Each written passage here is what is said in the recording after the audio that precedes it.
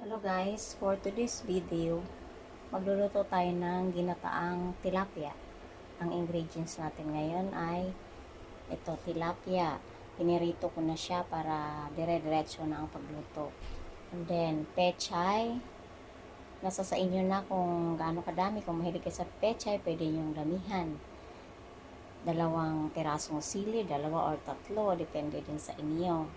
And then, ito, ginger, luya, dinikdik ko na siya para mas malasa pag pinakulo mo na siya. Mas malasa yung ulam. And then, onion, isang peraso or dalawang peraso, depende din sa inyo. And then, kamatis. Ang pagkahiwa ko ng kamatis ay bali pakros lang siya para paglagay mo sa kawali, pwede mo siyang durugin, madali lang siyang durugin. Di katulad ng mga hiwa-hiwa na ang hirap mong hagilapin. And then, patis. Mahilig ako sa patis. Depende din sa inyo, pwede ring asin. Bali, ang nilagay ko sa patis, kasi konti lang naman yung lulutuin natin, is 2 tablespoon lang. And then, seasoning, aji ginisa. Mahilig ako sa aji ginisa instead of bechin. Pero pwede ding bechin, depende na lang sa inyo. And then, dito ang gata. Nilagay ko na siya sa kawali kasi ready na siyang pakuluin. Ngayon, ang gagawin natin, pagsamasamahin natin yung mga ingredients. Ngayon, bubuksan na natin yung kalan. Mag-start na tayo. Medium heat lang siya. Then, ilagay na natin yung, since konti lang naman itong sabon natin, ilagay na natin yung sibuyas. Samasamahin na natin siya.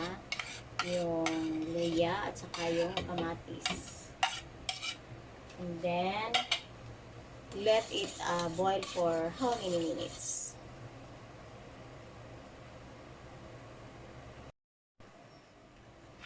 Ngayon guys, ito, kumulo na siya. Medyo palaputin lang natin siya ng konti bago natin ilagay ang gulay. Durugin natin yung kamatis para mas malasa siya. Mostly kutsara lang ginagamit ko ng pag nagluluto eh.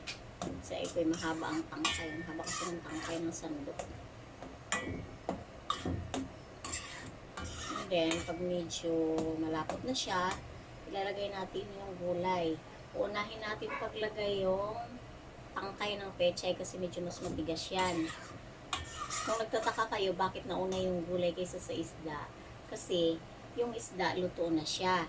Ngayon, hinuhuli ko siya paglagay kasi kung unahin ko siyang ilagay kaysa sa dito sa mga gulay, may tendency na madudurog siya. So, inuuna ko yung pechay and then titimplahan natin.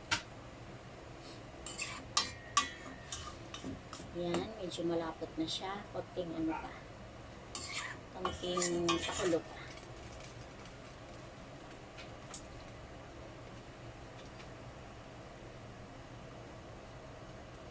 Then, ilagay na natin yung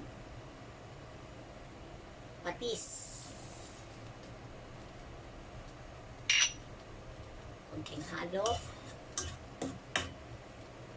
Sunod natin yung aji ginisa mix.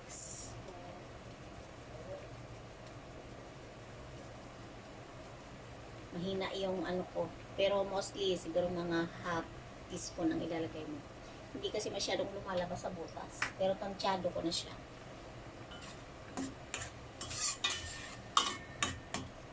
Then, isunod natin yung tangkay ng pechay.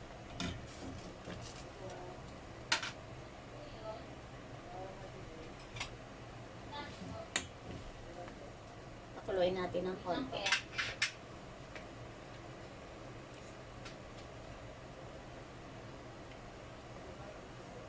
Hindi mo siya pwedeng takpan kasi gata siya. Nanatili siyang nakabukas. Kasi pag tinakpan mo, may tendency na magbuo-buo yung gata mo. So, kailangan mayat maya, minimix mo yung ibabaw. Yung ibabaw lang, hindi talaga yung halong-halo.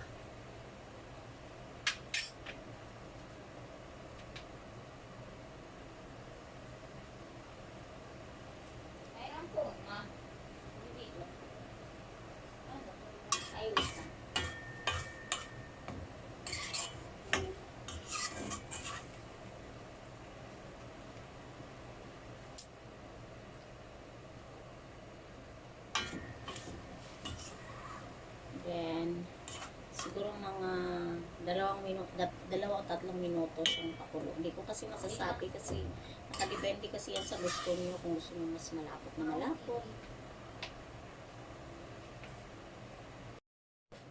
Then ayan, medyo malapot na siya. Ilagay na natin yung dahon na pechay.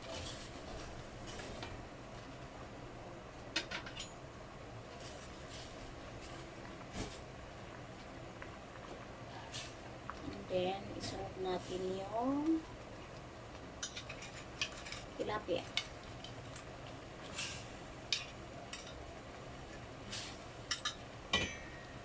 Ganyan lang siya. And then, yung sili. Then, bisikan natin siya ng konting paminta.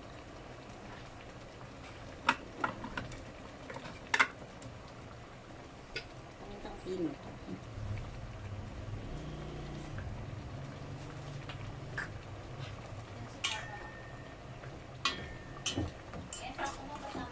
Then, pakuluin natin siya ng konting kulo lang. Then, hanguin na natin siya. As usual, request ni daughter itong video na to para daw siya matutong magluto. Almost done.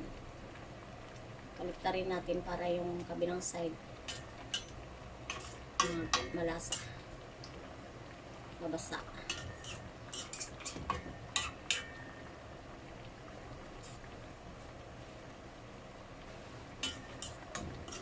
Then, tikman natin kung malasa na talaga siya. Ngayon, kung sa tingin nyo medyo tabang siya o kulang sa ano, pwede nyo dagdagan ng seasoning. Nagdadagdag ako ng konting bechin, mas gusto kayo may bechin. 3 patak lang.